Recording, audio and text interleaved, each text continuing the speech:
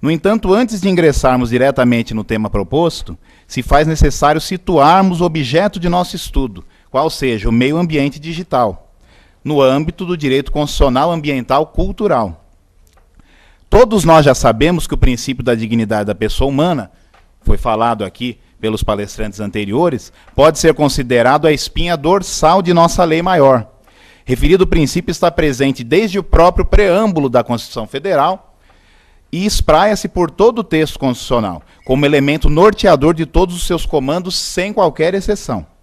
O artigo 1º da Constituição Federal deixa bem claro que a dignidade da pessoa humana nada mais é do que o fundamento da própria República Federativa do Brasil. Já o artigo 3º da Lei Maior intitula a dignidade da pessoa humana como objetivo fundamental da República Federativa do Brasil. Porém, até hoje, a despeito da óbvia e inigualável importância dada ao referido princípio pela própria Constituição, conforme acabamos de constatar, muitos entendem que a dignidade da pessoa humana é elemento de difícil conceituação, abstrato demais para ser posto em prática.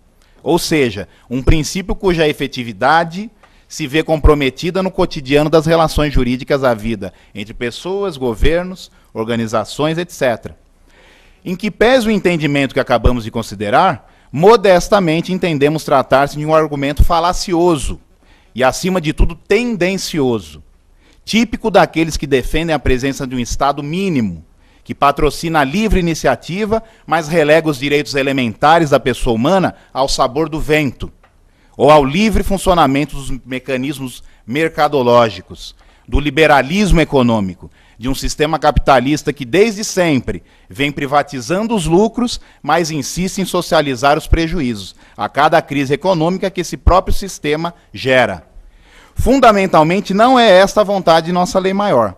Novamente, temos que o artigo 1º de nossa Carta Magna determina que deve haver uma harmonização entre dignidade da pessoa humana e livre iniciativa. O professor Fiorilo falou isso agora há pouco aqui para todos nós. Mas a pergunta que fica é: como implementar essa harmonização na prática? Como promover a efetividade necessária à dignidade da pessoa humana, determinada por nossa Constituição, no contexto de uma sociedade capitalista como a nossa? A resposta ficou muito simples depois que o nosso querido professor Fiorilo desenvolveu a teoria denominada de piso mínimo vital, doutrina esta já consolidada e acatada inclusive pelo próprio Supremo Tribunal Federal, através das ações diretas de inconstitucionalidade números 3540 de 2005 e 3378 de 2008, que citam expressamente o nome do mestre Fiorilo como o autor desta denominada doutrina, o piso mínimo vital, reverberada por inúmeros autores de renome em nosso universo jurídico, como, por exemplo, o célebre professor Risato Nunes, que cita o professor Fiorilo nominalmente como autor da doutrina do piso mínimo vital, em sua obra intitulada O Princípio Constitucional da Dignidade da Pessoa Humana, Doutrina e Jurisprudência, publicado pela editora Saraiva. Isso para nós ficarmos apenas em um exemplo. O professor Fiorilo defende que só pode ostentar padrões mínimos de dignidade, enquanto pessoa humana, o indivíduo que usufrui ou tem acesso aos direitos fundamentais sociais elencados expressamente no artigo 6º da Constituição Federal, quais sejam educação, saúde, alimentação, trabalho, moradia, lazer, que já foi muito debatido, segurança, previdência social, proteção à maternidade, à infância e assistência aos desamparados. Não se tratam de conceitos vagos, tampouco abstratos ou de difícil implementação prática, como defendem os adeptos do consenso de Washington. Já que os interessados, caso o Estado não os forneça condignamente, poderão mover as ações competentes para efetivá-los. O mestre Fiorilo nos ensina o que vem a ser o piso mínimo vital em sua célebre obra intitulada Curso de Direito Ambiental Brasileiro, publicado pela editora Saraiva, onde o renomado mestre dispõe expressamente, abre aspas, quais seriam no ordenamento jurídico positivo os bens essenciais à sadia qualidade de vida? A resposta está nos próprios fundamentos da República Federativa do Brasil, enquanto Estado democrático de direito. São os bens fundamentais à garantia da dignidade da pessoa humana. Uma vida com dignidade reclama a satisfação de valores mínimos fundamentais, descritos no artigo 6º da Constituição Federal, de forma a exigir do Estado que sejam assegurados. Trata-se de dar efetividade aos direitos fundamentais da pessoa humana, não cabendo ao administrador público preterir o piso vital mínimo, na medida em que não se trata de opção do governante, ou mesmo, como pretendem argumentar alguns, ainda com o olhar vinculado ao vetusto direito administrativo, de opção discricionária do administrador, uma vez que não estamos cuidando de direito discricionário, muito menos de tema a depender unicamente de vontade política. Como se nota, dentre os direitos fundamentais sociais presentes no artigo 6º da Constituição Federal, que, conforme já vimos, são essenciais à dignidade da pessoa humana, dos brasileiros e estrangeiros residentes no país, encontramos a educação e o tão debatido lazer, né, no dia de hoje, estes hoje intrinsecamente vinculados à sociedade da informação e parte integrante do meio ambiente cultural pátrio, conforme previsto pela própria Constituição Federal. Para a Constituição Federal, cultura, educação e ciência são elementos irremediavelmente associados, análogos. Tanto que o artigo 23, inciso 5º da Lei Maior, dispõe expressamente que é competência comum da União, Estados, Distrito Federal e municípios proporcionar os meios de acesso à cultura, educação e à ciência. Cremos que o legislador constituinte não empregou o termo meios de acesso, no artigo 23, inciso 5º, por acaso ou acidentalmente. O fim dos anos 80 e início dos 90 do século XX já assistia aos primeiros passos da expansão global da rede mundial de computadores. Naquela época restrita às universidades e a poucos entusiastas, mas já apresentando visível potencial de expansão em todos os campos da atividade humana, incluindo-se a cultura, a educação e a ciência. Mas ainda que assim não fosse, se admitíssemos que a internet não tivesse sequer passado pela cabeça do Constituinte, quando esse empregou os termos meios de acesso no artigo 23, resta obviamente incontroverso que nos dias atuais a rede mundial de computadores é ferramenta, ou no dizer da própria Constituição, meio de acesso essencial à cultura, à educação e à ciência. Com todas as mazelas que podem existir e sabemos que existem no âmbito da rede mundial de computadores, sendo a exclusão digital a pior delas, ainda assim temos de admitir que nenhum outro meio de acesso, já inventado pelo homem, proporciona um acesso tão amplo a todo tipo de informações, boas e ruins, conforme já foi dito no dia de hoje, de praticamente qualquer lugar do planeta, em tempo real, permitindo ainda a interatividade entre seus usuários, entre outras possibilidades que só a internet proporciona. Não obstante, pelo menos do nosso ponto de vista, fica muito bem salientado a partir da leitura do artigo 23, que a intenção do legislador constitucional for instituir o direito de se exigir, inclusive pela via judicial, de todos os entes federativos, sem exceção de nenhum, a disponibilização dos meios efetivos de acesso à cultura, à educação e à ciência, em consonância com o padrão civilizatório e tecnológico atuais. Meios esses que levem em consideração que a cultura, a educação e a ciência só poderão ser propagados e assimilados com a amplitude e a efetividade necessárias aos atuais padrões do nosso processo civilizatório, através do meio de acesso denominado Rede Mundial de Computadores, a internet. Assim, temos que o emprego do termo meios de acesso, conforme pudemos analisar, não foi utilizado acidentalmente pelo visionário legislador constituinte, numa época em que a tecnologia da informação já existia, apesar de ainda em estágio embrionário. Outro sim, conforme muito bem assinalou a professora Ana Carolina Lopes Olsen, em sua obra intitulada Direitos Fundamentais Sociais, Efetividade frente à Reserva do Possível, publicada pela editora Juruá em 2012, o gestor público deve, ao efetivar os direitos fundamentais sociais em favor dos cidadãos, incluindo-se aí o fornecimento dos meios de acesso à cultura, à educação e à ciência, adequar as suas ações com os fins constitucionalmente estabelecidos e os padrões tecnológicos contemporâneos, objetivando alcançar os limites mínimos dos fins estabelecidos na norma. E se os fins estabelecidos no artigo 26 são cultura, educação e ciência, de acordo com os atuais padrões de nosso processo civilizatório e tecnológico, a internet é essencial para esse fim. E se de acordo com os padrões tecnológicos contemporâneos, bem como segundo o atual estágio de nosso processo civilizatório, a rede mundial de computadores, inserida no âmbito do meio ambiente cultural digital, é, no dizer da autora, o que melhor alcança a finalidade como meio de acesso à cultura, educação e ciência, temos que, sem qualquer sombra de dúvidas, o Estado deverá propagar tanto cultura quanto educação e ciência por intermédio deste ferramental tecnológico, nos termos de que dispõe o artigo 23, inciso 5º.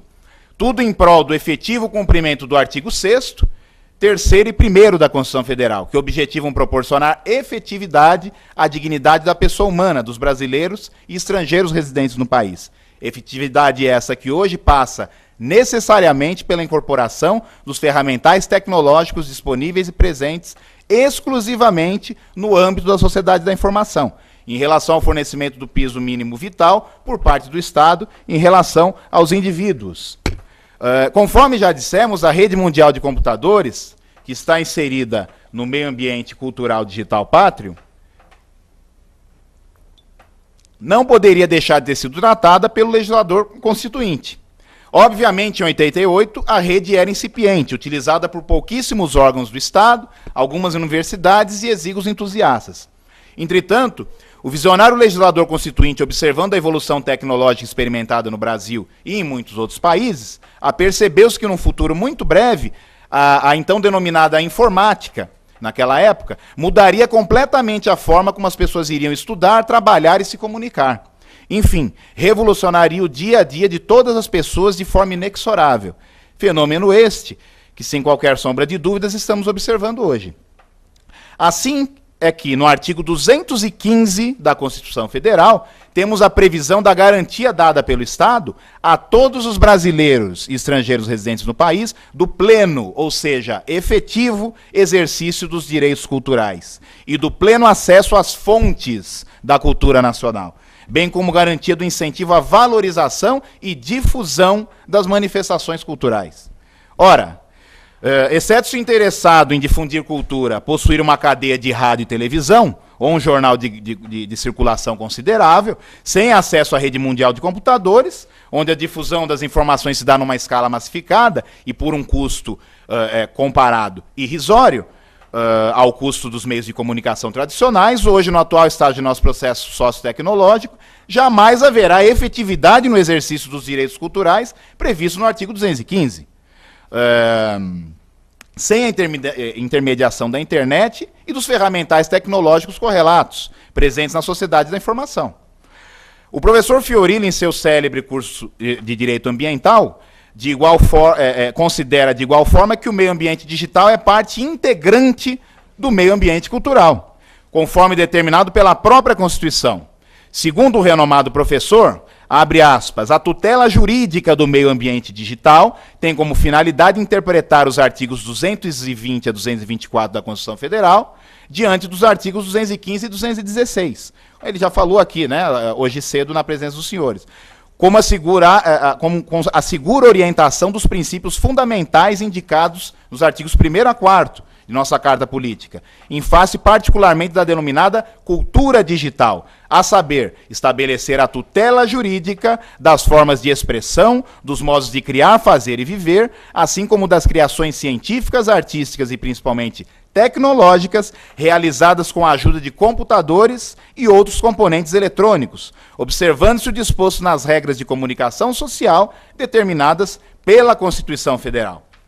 Dessa forma, e por via de consequência, se o meio ambiente digital faz parte integrante do meio ambiente cultural, os mesmos princípios aplicáveis ao direito ambiental constitucional também se aplicam ao meio ambiente digital, incluindo-se aí o denominado princípio da prevenção, que é o tema central de nossa palestra. Mas o que vem a ser o princípio da prevenção, no contexto do direito ambiental constitucional brasileiro? Prevenir, no contexto do direito ambiental, significa tomar medidas que evitem ou busquem evitar que um dano ambiental necessariamente venha a ocorrer, atingindo um número indeterminado de pessoas, uma vez que o direito ambiental, bem como o dano ao meio ambiente, possui característica marcadamente difusa. A despeito de nossa singela definição, entendemos que ninguém melhor do que o próprio professor Fiorillo para nos apresentar o melhor conceito sobre o princípio da prevenção.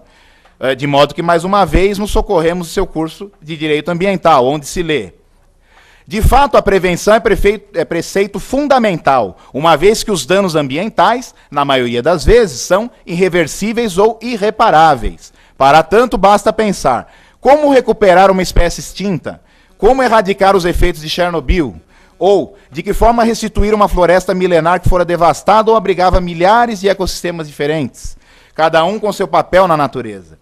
Diante da impotência do sistema jurídico, incapaz de restabelecer em igualdade de condições uma situação idêntica à anterior, adota-se o princípio da prevenção do dano ao meio ambiente. E aí ele arrola alguns exemplos. Para tanto, observamos instrumentos como o estudo prévio de impacto ambiental, o manejo ecológico, o tombamento, as liminares, as sanções administrativas e etc. E aí ele toca no ponto principal, a nosso ver. Além disso, a efetiva prevenção do dano deve-se também ao papel exercido pelo Estado na punição correta do poluidor, pois dessa forma ela passa a ser um estimulante negativo contra a prática de agressões ao meio ambiente. Concordamos com o professor Fiorillo, especialmente em relação à utilização da punição ao poluidor como exemplo e elemento preventivo a desestimular a prática futura de danos ambientais por parte de terceiros. Afinal, não há nada que eduque mais do que uma medida que doa no bolso ou restringe a liberdade de ação ou de locomoção do indivíduo. Nesse passo, cabe questionarmos se o nosso ordenamento jurídico já comporta mecanismos de prevenção de danos ambientais no âmbito do meio ambiente digital cultural, ou se há necessidade de um tratamento legal em relação à matéria. Então vamos analisar, a princípio, o que a própria Constituição Federal nos diz a respeito do tema.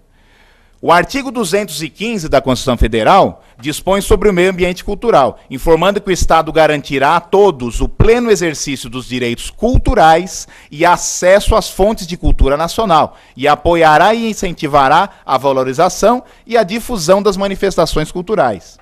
Nota-se que o supracitado artigo menciona expressamente que o Estado apoiará e incentivará a difusão das manifestações culturais, que, sob nosso ponto de vista, e considerando o atual estágio do nosso processo civilizatório, dar-se-á especialmente através dos ferramentais tecnológicos tornados possíveis com o advento da sociedade da informação. Já o artigo 216 dispõe sobre o patrimônio cultural brasileiro, informando que constituem patrimônio cultural os bens de natureza material e imaterial, tomados individualmente ou em conjunto, portadores de referência à identidade, à ação, à memória dos diferentes grupos formadores da sociedade brasileira, nos quais se incluem, primeiro, as formas de expressão, inciso terceiro, as criações científicas, artísticas, e olha aqui no final, tecnológicas, inciso 3º do artigo 216. Observe que se ainda havia alguma dúvida sobre se o meio ambiente digital integrava ou não o patrimônio cultural brasileiro, agora já essa dúvida está dirimida, não é? Necessário frisar nessa oportunidade, embora debateremos o tema com mais profundidade, que o mesmo artigo 216, em seu parágrafo 3º, determina que os danos e ameaças ao patrimônio cultural, incluindo-se então a internet, conforme nós acabamos de ver, serão punidos na forma da lei. Olha o princípio da prevenção inserido aqui, né? Assim, temos que, em linhas gerais, o próprio texto constitucional dispõe sobre elementos que compõem o patrimônio cultural brasileiro, incluindo-se a internet, não é? E os danos e ameaças ao patrimônio cultural com a previsão de punição quando ofendidos, não é?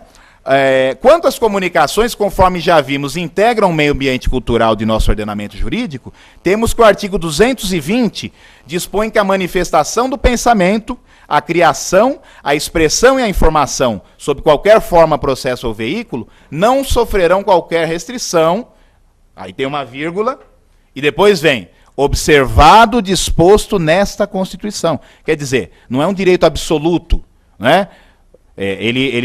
Existe essa limitação feita pela própria Constituição.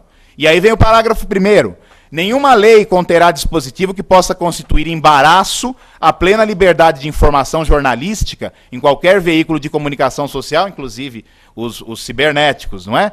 Observado o disposto, olha a ressalva, no artigo 5º, incisos 4º, 5º, 10, 13 e 14.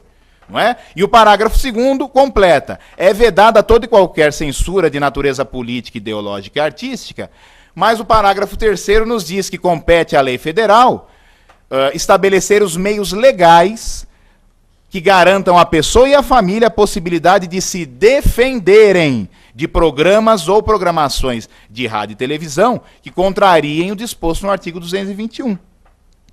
Dessa forma, temos que a liberdade de expressão, criação, informação e manifestação disposta no artigo 220, segundo o próprio texto constitucional, não é absoluta, pois deve observar os parâmetros contidos na própria Carta Constitucional, em especial quanto ao contido nos artigos 1º, que estabelecem os fundamentos da República, não é? Soberania, cidadania, dignidade da pessoa humana, valores sociais do trabalho e livre iniciativa e pluralismo político.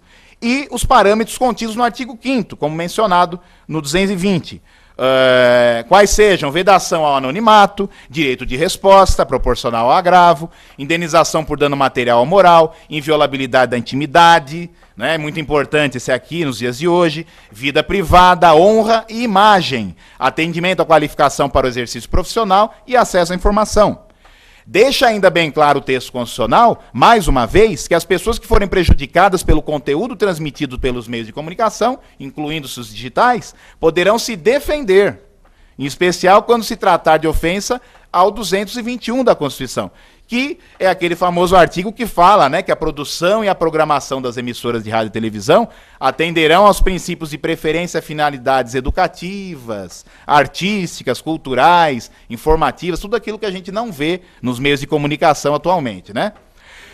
Com o advento da sociedade da informação, representada pelo avanço tecnológico e pela convergência da informação e do conhecimento transformado em dados ou bytes, que podem ser compartilhados eletronicamente numa velocidade e quantidade jamais vistas na história humana, os meios de comunicação passaram a englobar também os meios de comunicação digitais, é óbvio, não é? Celulares, smartphones, videogames, DVDs, Blu-rays, e em especial a internet, através de seus infinitos blogs, microblogs, redes sociais, etc.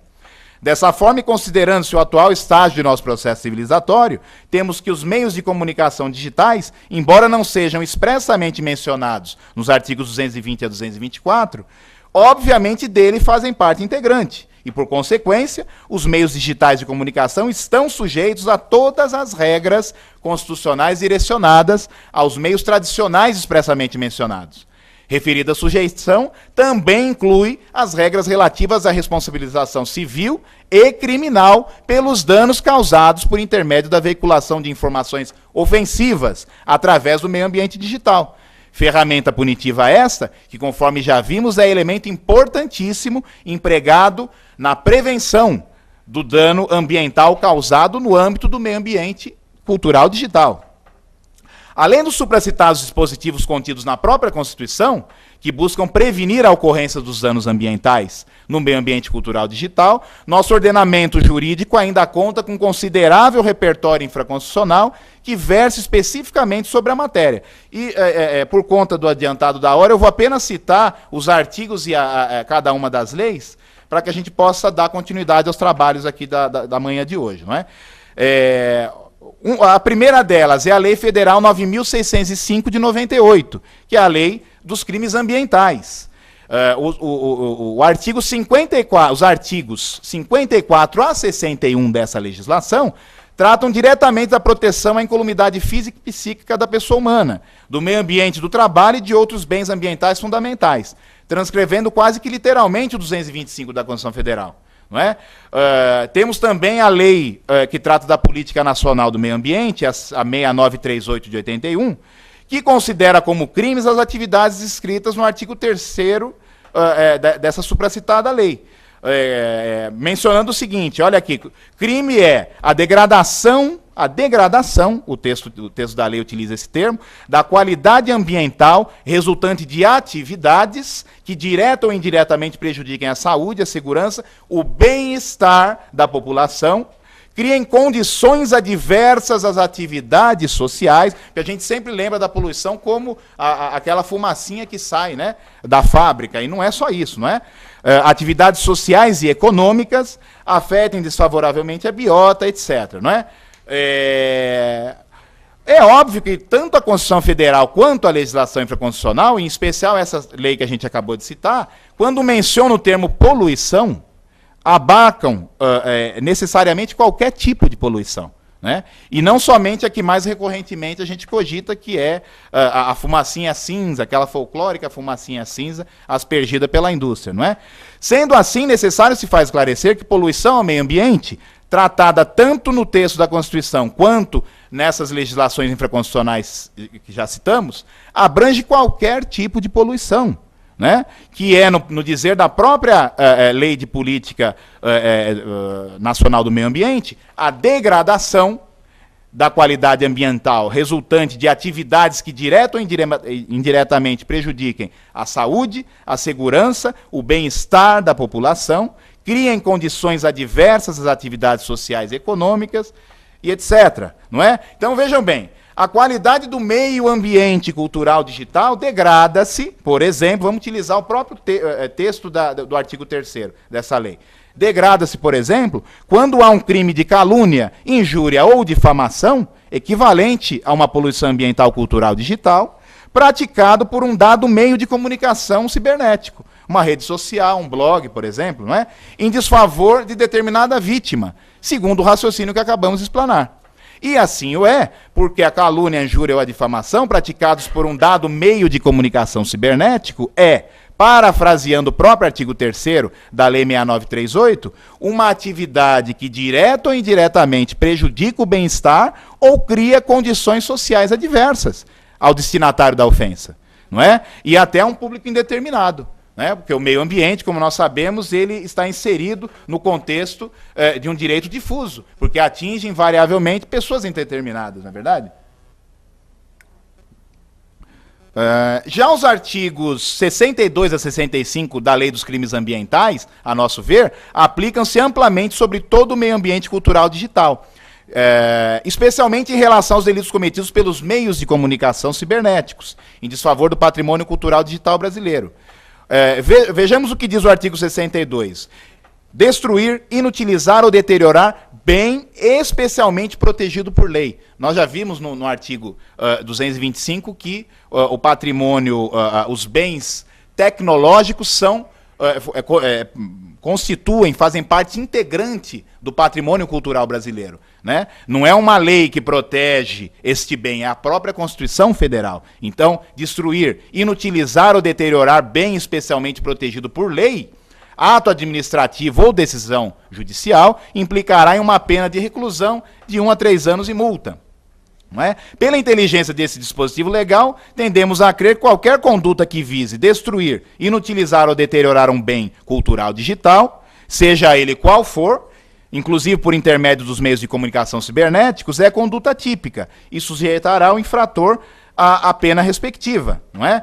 Essa seria a regra geral para as sanções das infrações cometidas pelos meios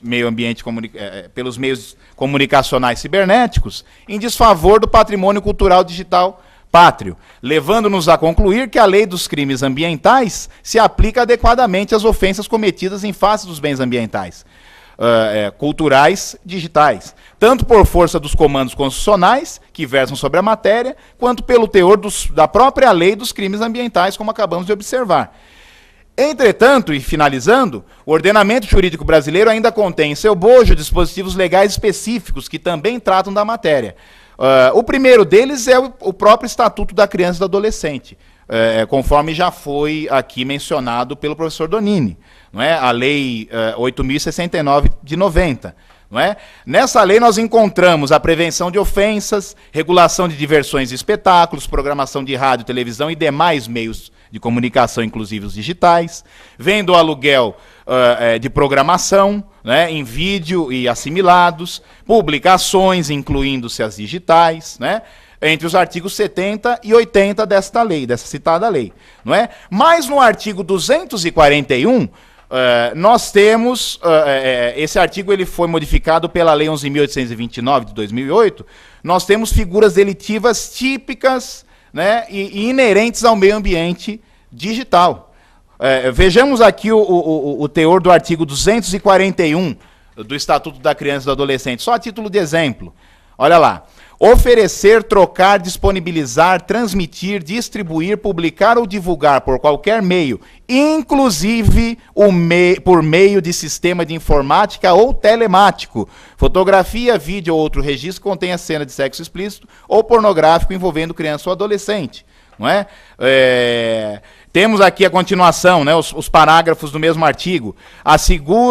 Nas mesmas penas incorre quem assegura os meios ou serviços para o armazenamento das fotografias, cenas ou imagens de que trata o caput.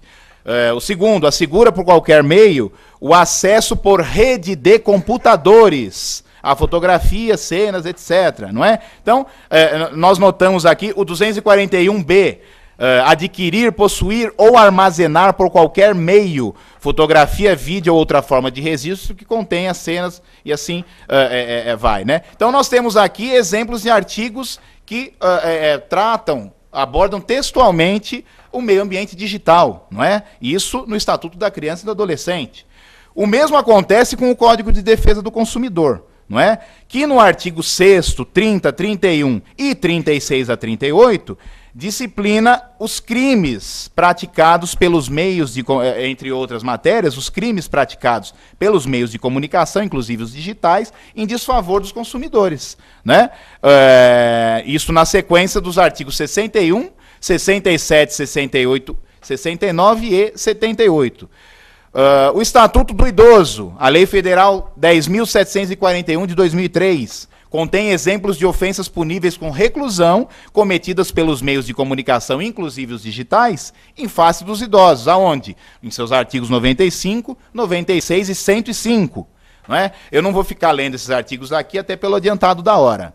Temos ainda a Lei Federal 7.716 de 89, que é a Lei de Combate ao Preconceito Racial, que prevê, depois da alteração da lei, que sofreu com a lei 12.288 de 2012, do ano passado, não é? Que prevê regras específicas relacionadas a crimes praticados pelos meios de comunicação digitais, não é? Em favor de grupos raciais considerados minoritários. Isso nos artigos 4º e 20 dessa lei, não é? E finalizando, já em relação aos delitos contra a honra, né, os mais comuns e tipificados no artigo 138 e seguintes do Código Penal, cometidos pelos meios de comunicação, inclusive os digitais, temos que após o célebre julgado em que o Supremo determinou a não recepção da lei de imprensa pela atual Constituição Federal, decisão essa que se deu no contexto da ADPF 130 de 2009, o nosso entendimento é de que se aplicam, a princípio, para a punição das condutas típicas e, independentemente do veículo empregado,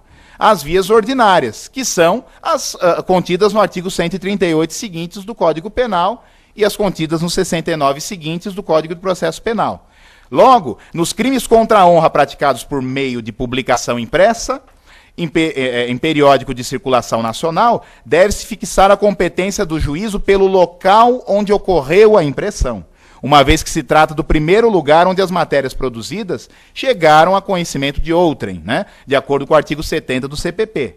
Já em relação aqui à nossa matéria, com relação aos crimes contra a honra praticados por meio de reportagens veiculadas pela rede mundial de computadores, temos que a competência se fixa em relação ao local onde foi concluída a ação delituosa, ou seja, onde se encontra o responsável pela veiculação e divulgação das notícias, sendo indiferente a localização do provedor de acesso à rede mundial de computadores, ou sua efetiva visualização pelo usuário, né? Conforme o precedente do Supremo, também tirado por conta da ADPF número 130, DF, publicado em 6 de novembro de 2009, e os precedentes do STJ, nos conflitos de competência número 29886 São Paulo, publicado em 1º de fevereiro de 2008, e 106.625 DF, publicado em 12 de maio de 2010.